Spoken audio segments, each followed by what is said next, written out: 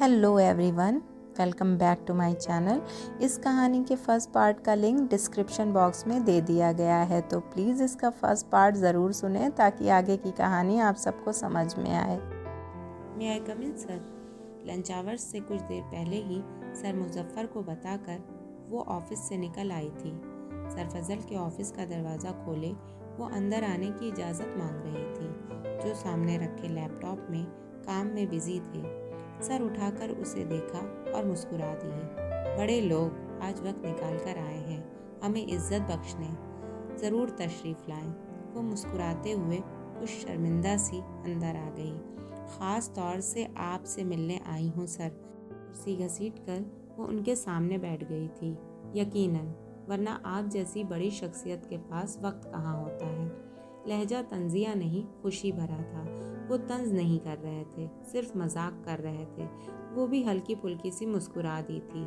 दिल पे जो बोझ था कि वो तहजीब के अंदाज में पूछ रहे थे, उसने नहीं में सर हिला दिया। तो बताओ क्या मंगवाऊं, जो आपको पसंद हो।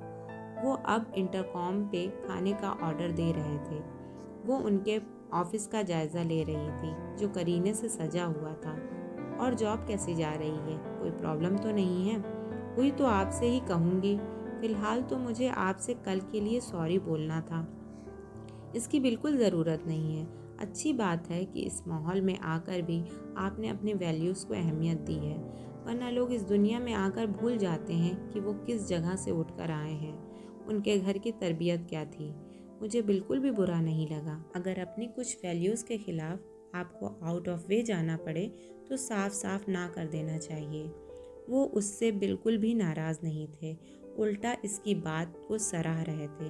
लेकिन फिर भी आप क्या सोच रहे होंगे?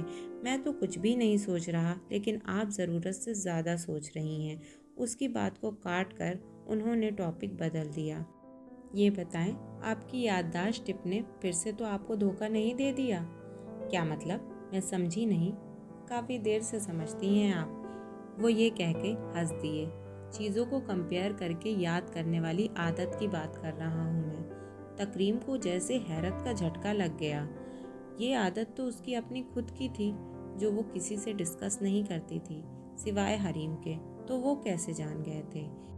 लेकिन आप कैसे जानते हैं मेरी इस आदत को?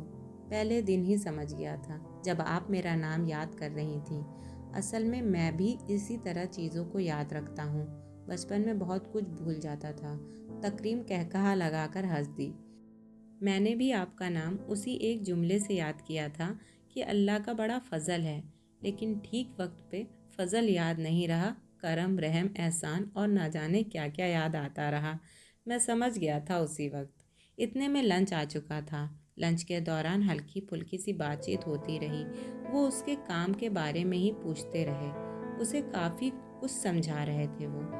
वो भी ऐसे किसी बच्चे की तरह सब डिस्कस कर रही थी कि जैसे किसी बड़े के सामने अपने सारे मसाइल हल करवाने बैठी हो। उसकी इंटर्नशिप को 1 महीना पूरा हो चुका था और वो सारा काम अच्छे से सीख गई थी। इतने अच्छे तरीके से वो सब कुछ मैनेज करती कि वो तीनों बेफिक्र हो गए थे। उन्हीं दिनों एक बराबर वाली सीट पर एक नया इंटर्न आया था।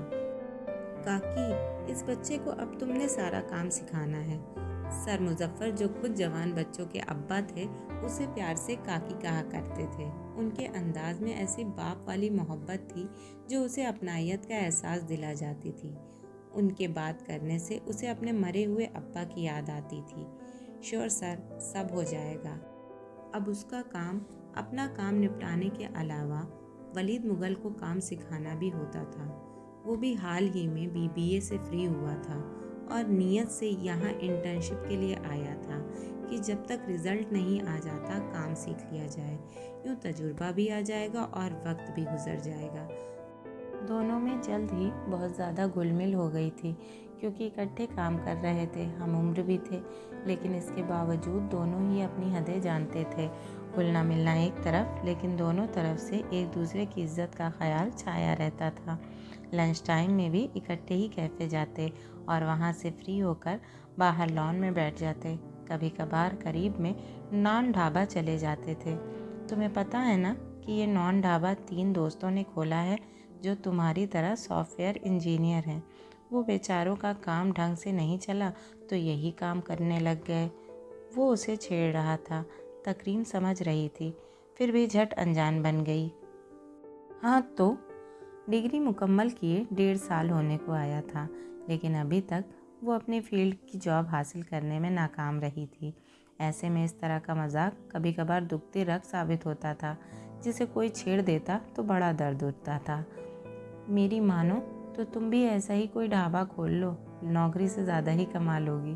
तो तुम मेरे बिजनेस पार्टनर बन जाना, अच्छा काम चलेगा। वैसे भी तुमने कौन से कामयाबी के झंडे गाड़ लेने हैं जॉब में, वो भी हिसाब रखने वालों में से थी। मैं तो अपनी फील्ड में ही हूँ। अभी MBA करूँगा तो आगे अच्छी जगह चला जाऊँगा। तुम अपनी खैर मनाओ। वो खामोश हो गई। कुछ बातों के जवाब देना बड़ा मुश्किल लगता है, ख़ासकर तब जब बात आपके ज़ख्म से जुड़ी होती है। तो कोई अपने दर्द छुपा लेता है तो लोग इसका मतलब ये क्यों समझ लेते हैं कि उसे कोई दर्द ही नहीं है। ना जाने क्यों लोग दूसरे के ज़ख्मी हिस्सों को खुजाना बड़ा पसंद करते हैं। 25 से 30 साल का गैप बड़ा अजीब होता है बिन ब्याही लड़की के लिए, जब उसे ज़िंदगी में बहुत सारे डर होते हैं। अच्छे फ्यूचर, अच्छे लाइफ पार्टनर का डर, माँ बाप की सेहत और ज़िंदगी का डर, ना जाने कौन कौन से डर। वो भी इसी तरह से बहुत सारे डर का शिकार रहती थी। जब देखो वलीद की बात दोहराती दिखाई देती थी। कुछ तो बात है जो तेरी बात में बात है। हरीम उसे छेड़ रही थी। हम अच्छे दोस्त हैं और साथी, इससे ज़्यादा और कुछ नहीं, और कुछ हो भी नहीं सकता। उसने मुंह बनाते हुए कहा। सर शहरयार माइंड नहीं करते तुम दोनों की आपस की खुसर पुसर से? वो क्यों माइंड करने लगेंगे? हम दोनों अपना सारा काम करके वक्त से देते हैं। वैसे भी हम लंच टाइम में ही साथ होते हैं, और अपने लंच आवर्स में हम जो मर्जी करें, उससे किसी को क्या लेना देना। कम से कम ऑफिस के दूसरे लोगों की तरह किसी कोने में बैठकर बुरी हरकतें तो नहीं करते ना। उसने जमाए रोकते हुए कहा और फिर लिहाफ में मुंह देकर लेट गई। सुबह उसे जल्दी निकलना होता था कि वैन वाला सबसे पहले उसे लेता था, और पूरा शहर फिर कर वो ऑफिस में 2 घंटे बाद पहुंचती थी। हरीम जो उसे अपनी मंगनी के टूट जाने के बारे में बात करना चाह रही थी, वो बीच में ही रह गई। एक दिन तकरीम के खर्राटे पूरे कमरे में गूंज रहे थे। जब से नौकरी हुई थी उन दोनों की आपस में खुसर पुसर पहले से कम हो गई थी। उस दिन वलीद ऑफिस नहीं आया था। वो अपना काम वक्त से पहले ख़त्म करके अब फ्री ही बैठी हुई थी। नेट तो फ्री था ही, सो उसने अलग अलग जॉब्स खोल के देखना शुरू कर दी।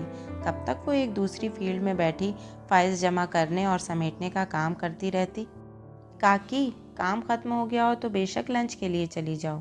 सर मुजफ्फर ने उसे बेजार सा बैठा देखा, कहे बिना रह ना सके। सर आज घर से ही लाई हूँ, कैफ़े नहीं जाऊँगी। हमें कब कुछ बना कर खिला रही हो। वो हंसमुख किस्म के इंसान दिल में जो आता कह देते थे। उम्र में बड़े होने की वजह से वो अपने टीम लीडर सर शहरयार का भी लिहाज नहीं करते थे, और उनकी उम्र का ही लिहाज करके सर शहरयार उन्हें कुछ नहीं कहते थे। मिजाज के भले खुश्क थे, लेकिन तमीज़दार और लिहाज वाले इंसान थे। अगले मंडे आप सबके लिए भी कुछ बनाकर लाऊंगी। वीकेंड पे वो घर में हमेशा शानदार सा खाना बनाती थी, तो यही सोचा कि उन सब के लिए भी कुछ ना कुछ बनाकर ले आएगी। नहीं बच्चे, सर मुजफ्फर यूं ही मजाक कर रहे हैं। सर आरिफ ने फ़ौरन बातचीत में हिस्सा लिया था। भाई मेरा कोई मजाक का रिश्ता नहीं है। अब हम तो ठहरे बाल बच्चों वाले। बेगम सिर्फ बच्चों और मेरा ही नाश्ता बना दें तो समझो गनीमत है। ये तो बच्ची है, खाना पकाना कर सकती है, इसलिए लाएगी बनाकर। ये आरिफ तो पैदल इतनी दूर से आता है कि खुद ही आ जाए तो बड़ी बात है। खाना क्या खाक लाएगा। और शहरयार, उसका एक लंबे अरसे तक कुंवारे रहने का प्रोग्राम है। उसकी अम्मी भी यही हसरत लिए कि बेटे के सहरे के फूल कब खिलेंगे बिस्तर से लग गई हैं, लेकिन उसे शर्म ना आई कि किसी भी भली मानिस से शादी कर ले। सर शहरयार अभी तक अनमैरिड थे। कोई भी वजह हो शादी नहीं की, अब क्या करना, नहीं की तो नहीं की। यूँ भी अभी कौन सी उनकी उम्र गुजरती जा रही है। उन्होंने सर मुजफ्फर को बुरी तरह घूरा, फिर अपनी सीट से उठकर बाहर चले गए। इस टॉपिक पर वो किसी से भी बात नहीं करना चाहते थे, और सर मुजफ्फर थे कि हर दूसरे दिन ही ये टॉपिक छेड़ देते थे। बुरा मान गया। अगर आपकी उम्र का लिहाज करके कुछ कहता नहीं है तो मतलब आप कुछ भी कह दें। टीम लीडर है हमारा, कुछ तो रियायत दे दिया करें बेचारे को। सर आरिफ और मुजफ्फर अब अपना लंच निकाल कर खा रहे थे। वो अपना टिफ़िन बॉक्स लिए बाहर लॉन में चली आई। अब अपना लंच करके वो आते जाते लोगों को देख रही थी। लंच ब्रेक 1.5 घंटे की होती थी, जहाँ बहुत से लोगों को इस बात पर खुशी होती थी उस जैसे अकेले बैठने वाले बेजार हो जाते थे। इतनी लंबी ब्रेक में फ्री बैठना कहाँ इतना अच्छा लगता है। कड़ा इम्तिहान था। तभी उसे दूर से सर फजल पार्किंग की तरफ से आते दिखाई दिए। अब पैंट की जेब में हाथ डाले, कंधे पे लैपटॉप का बैग लटकाए, सर पे पी कैप पहने जिस पे उनकी कंपनी का मोनोग्राम बना हुआ था, उसकी तरफ आ रहे थे। मतलब उसे वो बैठा वहाँ पे देख चुके थे। आदाब सर। वो फ़ौरन लिहाज में खड़ी हो गई। वो दिल से उनका अदब करती थी और कुछ वो उम्र में उससे बड़े भी तो थे। आदाब, जीती रहिए। जॉब कैसी जा रही है? वो उसे हाथ से इशारा करके बैठने का कहकर वहीं बैठ गए। फाइन सर, अच्छा काम करके दिखा रही हैं, बड़ी अच्छी रिपोर्ट मिलती है मुझको आपकी। उनके मुंह से अपनी काम की तारीफ सुनकर उसे बहुत अच्छा लगा था। अल्लाह अल्लाह करके निकम्मेपन का टैग तो उतरा था, वो भी उस बंदे के सामने जिसने उसे वहाँ नौकरी दिलवाई थी, उसकी सारी कमी जानते हुए भी। जहनी भले ना सही, मेहनती तो थी। यूं भी कभी कभी जहानत वहाँ नहीं पहुँचा पाती जहाँ मेहनत पहुँचा देती है। सर मुजफ्फर तो यूं ही मेरी तारीफ़ें करते रहते हैं। वो झेप सी गई। जनाब, मुझे आपकी तारीफ़ आपके टीम लीड ने की है। सड़तू ने? उसके मुंह से एकदम फिसल गया और उसने अपनी इस गलती पे अपनी ज़बान दांतों तले दबा ली थी। ये वो नाम था जिससे वो सर शहरयार को दिल में मुखातिब करती थी, या हरीम के सामने। सड़तू मतलब सड़ा रहे तू। सर फजल ने उसे घूरा था। सर, वो यूं ही उनकी खुश्क मिजाजी पे कह देती हूँ उन्हें, मुंह पे नहीं, अपने दिल में ही बस। वो जी भर के शर्मिंदा हुई थी और वो अपनी मुस्कुराहट उससे छुपा गए थे। अच्छा बताएं तो वो क्या कह रहे थे? उसने बेताबी से पूछा। अच्छा तो इंजीनियर साहिबा तारीफ सुनने के मूड में हैं, वो शरारत से कहते हुए मुस्कुरा दिए थे। अक्सर वो उसे ऐसे ही छेड़ा करते थे। तारीफ सुनना किसे बुरा लगता है सर? और ये मुझे इंजीनियर मत बोला करें। वही दुखती रग, वही दर्द जिससे वो दबाती रहती थी, पर फिर भी कहीं ना कहीं छिड़ जाया करता था।